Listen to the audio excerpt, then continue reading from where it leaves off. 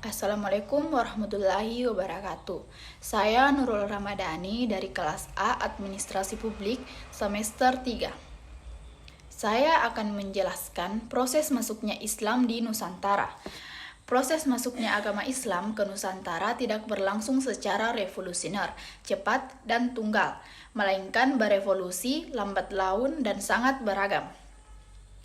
Menurut para sejarawan, teori-teori tentang kedatangan Islam ke Indonesia dapat dibagi menjadi yang pertama yaitu teori Mekah.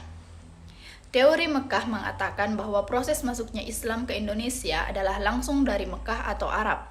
Proses ini berlangsung pada abad pertama Hijriah atau abad ke-7 Masehi.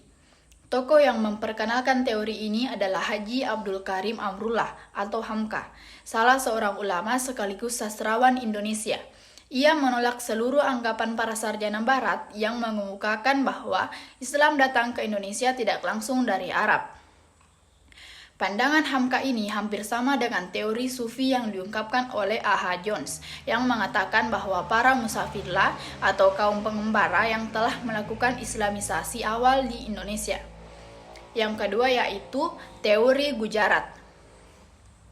Teori Gujarat ini mengatakan bahwa proses kedatangan Islam ke Indonesia berasal dari Gujarat pada abad ke-7 Hijriah atau abad ke-13 Masehi. Tokoh yang mensosialisasikan teori ini kebanyakan adalah sarjana dari Belanda. Sarjana pertama yang mengemukakan teori ini adalah J. Picknapple dari Universitas Leiden pada abad ke-19. Menurutnya, orang-orang Arab bermazhab Syafi'i telah bermukim di Gujarat dan Malabar sejak awal Hijriah. Namun yang menyebarkan Islam ke Indonesia menurut Picknapple bukanlah dari orang Arab langsung, melainkan pedagang Gujarat yang telah memeluk Islam dan berdagang ke dunia timur, termasuk Indonesia. Yang ketiga yaitu teori Persia. Teori Persia mengatakan bahwa proses kedatangan Islam ke Indonesia berasal dari daerah Persia atau Parsi. Pencetus dari teori ini adalah Husain Jajadingrat, sejarawan asal Banten.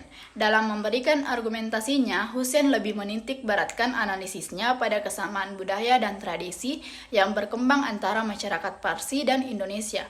Tradisi tersebut antara lain tradisi merayakan 10 Muharram atau Asyura.